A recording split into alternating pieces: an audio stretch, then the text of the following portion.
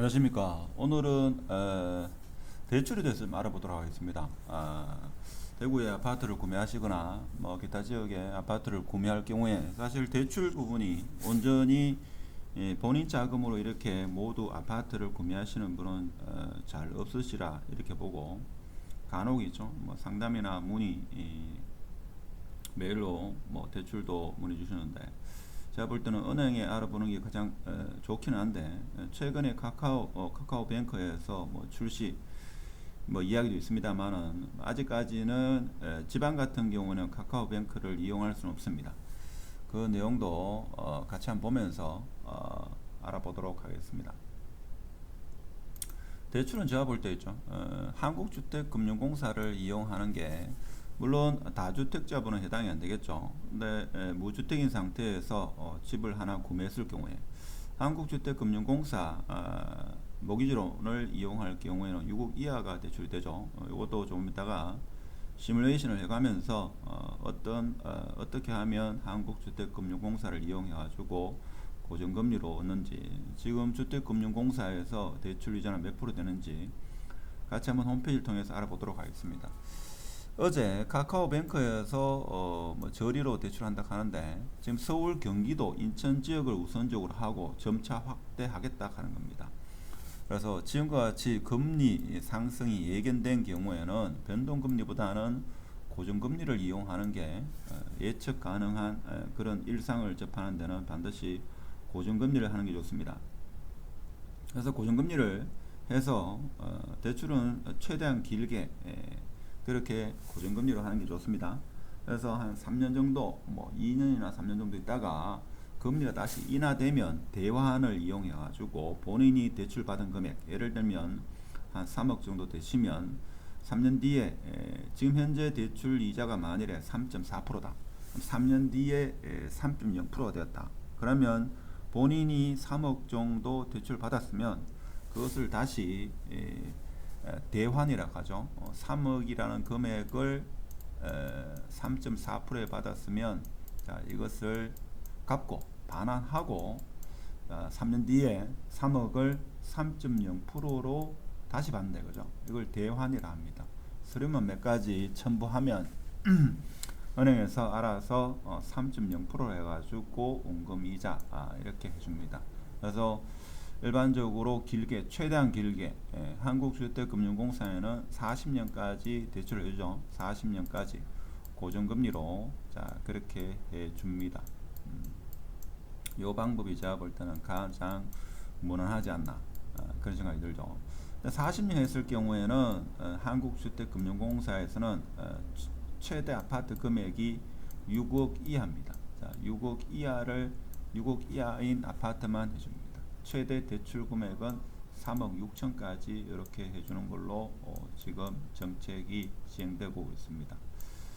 한국주택금융공사는 국가에서 운영한다 이렇게 생각하시면 되겠습니다. 자, 그렇게 보시면 되고, 자, 그러면 카카오뱅크에서 지금 하는 이야기는 이 이야기입니다. 카카오뱅크에서는 22일 날 비대면 주택 담보대출 상품을 출시하겠다 하는 겁니다. 근데 지방 사는 사람 입장으로서는 좀 아쉬운 게, 지금 현재 카카오뱅크에서 주담대 KBCC 기준으로 9억 이하인데 서울, 경기, 인천 등 수도권 아파트 구매 자금에 대해서 대출을 제공하겠다 하는 겁니다. 그렇죠? 자, 그리고 뭐 신규 주택뿐만 아니라 기존 주택담보대출 대환이 방금 전에 설명한 그거죠. 그리고 생활안정자금 보통 1억까지죠. 전월세 보증금 반환 대출도 취급하겠다 하는 겁니다. 그래서 금리 측면에서는 다소 조금 시중은행보다는 조금 낮긴 합니다만은 제가 볼 때는 큰 효과는 없으리라 생각이 듭니다. 여기 보면 변동금리 했을 경우에 2.9에서 3.5입니다. 2.9에서 3.5. 그래서 지금 한국주택금융공사 같은 경우에 40년 하면 3.4%죠. 근데 한국주택금융공사는 40년 동안 고정입니다. 근데 지금 여기는 뭔가 하면 혼합금리를 했을 경우에는 연 3.6에서 3.9%입니다. 그렇죠? 일단은 요거는 서울 경기 지역이다 하는 거. 대출 가능 금액은 최대 6억 3천까지. 그래서 하나 괜찮은 건 제가 볼 때는 올해 말까지 중도 상환 수요가 100% 면제라 하는 겁니다. 상환 방법은 원금 균등 혹은 원리금 균등을 이용하는데, 원리금 균등을 보통 많이 하죠. 원리금 균등은 원금하고 이자가 고정된다 이렇게 보시면 되겠습니다. 예를 들면 3억 6천만 원을 3.4%로 40년 대출한다 하면 월 한 130만 원 정도, 40년 동안 130만 원 정도 계속적으로 낸다 하는 겁니다. 그래서 이 카카오뱅크에서 지금 하는 이야기에는 지방은 해당되지 않습니다. 그래서 주택담보대출 가능 대상 지역은 물론 시세 9억 이하 조건도 점차 확대해 나갈 거다. 향후에는 올 여름이나 올 연말 되면 지방도 확대하겠다 하는 그런 내용입니다. 그래서 오늘 제가 말씀드린 것은 카카오뱅크가 이런 것도 있다 하는 거고, 제가 볼 때는 무주택자 입장에서는 지금 금리가 상승하는 시점은 제가 볼 때는 한국주택금융공사, 네이버에 써 있죠. 한국주택금융공사라고 입력하면 이렇게 뜹니다. 그러면 한국주택금융공사에서 취급하는 상품이 있는데, 자, 유보금자리론 있고 아낌이 보금자리론이 있습니다. 요 두 개는 차이점이 대출 이자가 아낌이 보금자리론이 더 저렴합니다. 요것은 이제 인터넷을 이용해야 한다 이거죠. 나이 드신 분은 이거 어떻게 하지 하지만 여러분 자녀한테 이야기하면 있죠. 뭐 그렇게 어렵지 않습니다. 그리고 연세 드신 분이 하더라도 뭐 컴퓨터를 조금만 사용할 줄 알면 충분히 가능하다. 메일 보내는 정도, 그 정도만 알면 어렵지 않습니다. 그래서 충분히 가능하다. 그래서 여기 차이점은 그러면 전자적으로 처리하는 유보금자리론보다 금리가 0.1% 저렴하다 하는 겁니다. 0.1%라도 저렴하긴 낫죠. 자, 그런 거고, 그래서 가장 간단하게 보면, 자, 금리를 한번 보겠습니다. 지금 2022년 2월 기준으로 금리가 만일에 아낌이 보금자리론, 자, 10년 하겠다. 그럼 3.1%죠. 보통 한 40년 하는 게 좋습니다. 왜 40년 하는 게 더 좋은가 하면, 금리는 0.3% 이렇게 차이가 납니다만은 무슨 차이가 있습니까? 40년 동안 내가 3억, 예를 들면 3억 6천을 갚겠다라고 하면 10년 하게 되면 한 달에 원리금 상환해야 되는 게 매달 갚아야 되는 비용이 상당히 커집니다. 그럼 40년 하게 되면 매달 갚아야 될 이자와 원금이 많이 줄어든다 이거죠. 그래서 부담이 좀 적다 하는 겁니다. 자, 이렇게 말씀드리면 40년 동안 빚 갚다가 융자 갚다가 내 인생 마감하는 게 아닐까 이렇게 하지만, 보통 한 10년 정도 살다가 이 융자금은 팔고 매도할 때 그때 다 갚으면 되기 때문에 되도록이면 길게 잡는 게 좋습니다. 자, 요게 일반적인 이자고 3.4% 예를 들면, 근데 여기에 우대 금리가 있습니다. 뭔가 하면 보통 여기에 해당되는 경우가 많은데, 신혼부부 같은 경우에는 0.2%또 체감을 해주고, 다자녀 같은 경우에 또 0.4%, 3.4%에서 다시 0.2, 0.4, 0.62 혜택 보니까 2.8%로 대출이 된다 이 말입니다. 그런 식으로 해당되는 경우에 차감이 된다 하는 겁니다. 한부모 혹은 장애인, 다문화 이런 경우에는 각각 이렇게 퍼센트로 감해준다. 중복되는지는 제가 잘 모르겠습니다. 어느 정도 중복되는지. 서민 우대 그런 거. 그럼 보통 일반적으로 다들 해당되는 거는 요 안심 주머니 앱이죠. 앱을 하나 설정하게 되면 0.02% 이렇게 우대를 해줍니다. 예를 들면 체크해 볼까요? 체크. 중복이 가능하네요. 신혼부부면서 신혼부부는 다자녀 2개까지 됩니다. 사회적 배려청 우대 같은 경우 최대 2개까지, 그러니까 0.8%까지 해당이 된다 이거죠. 0.8%까지 여기서 3.4에서 0.8%니까 2.6%까지 감해진다 하는 겁니다. 물론 다른 것도 해당이 되면 이렇게 더 되겠죠. 0.7%. 만약 이게 최대는 해보면 0.8%에서 0.1% 미분양 최대 0.8%까지예요. 더 이상 되지 않는 것 같습니다. 그래서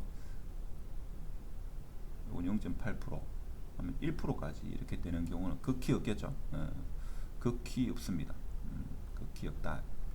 그러면 가상 시뮬레이션을 제가 한번 돌려보겠습니다.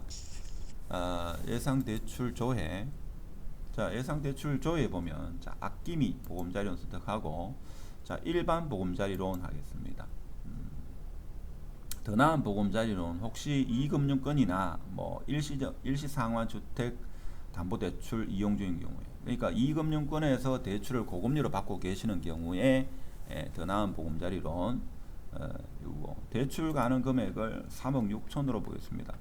3억 6천 이렇게 입력하면 되죠. 자, 입력하면 되고 연소득을 한 500만 원 정도, 5천만 원 연소득이니까 자, 5천만 원 부부 합해가지고 연소득 잃어보겠습니다.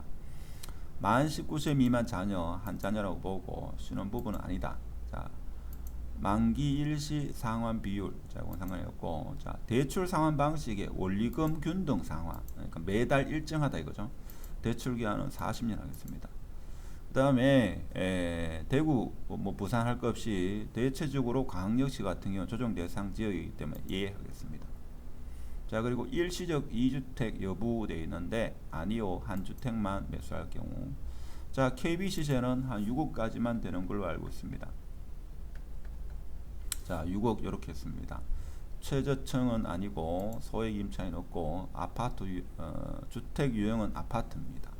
수도권은 아니죠. 아니고 자, 내가 실구조 하니까 임대 없습니다. 총 방수는 3개 하겠습니다. 임대 보증금 없죠. 자, 기타 부채도 없습니다.